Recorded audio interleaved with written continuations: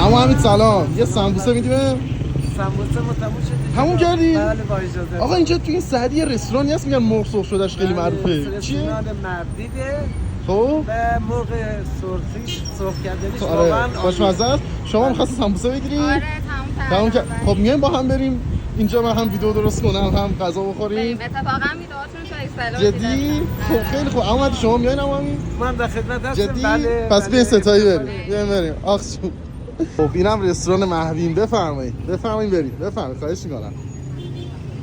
اگه تو هم مثل من از رستوران‌های تکراری و بی‌هویت خسته شدی، باید بگم اینجا یه غذاخوری یا رستوران 50 ساله است که خودشون میگن اولین مرغ سرخ شده مشهد رو درست کردن. شما مرغ میزنید؟ بله مرغش عالیه. قانش عالیه. خب منم مرغ. خب شما اینم منو خدمتتون، ولی خب غذای معروفش مرغ سرخ شده شه دیگه.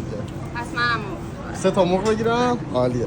اکثر کاسبای خیابون سعدی این رستوران رو با اون مرغ سرخ شده محشرش میشناسن. البته یه سوپ درجه یکم دارن که حتما پیشنهاد میکنم قبل غذا سفارش بدید. خوبه. مرغ خوشمزه خدمت شما نوشه جان. بدینم خدمت شما نوشه جان.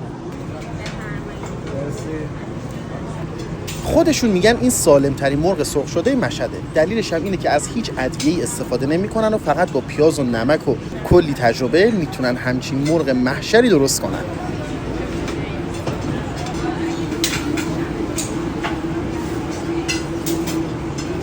یکی دیگه از چیزایی که قطعا نظرتون رو جلب میکنه کیفیت و پخت برنجشونه که قطعا یاد خونه مام بزرگتون میافته. مرغ خوشپخت و نرم که توش خبری از این ادویه‌های اضافی و چیزای الکی هم نیست. واقعا خوشمزه است.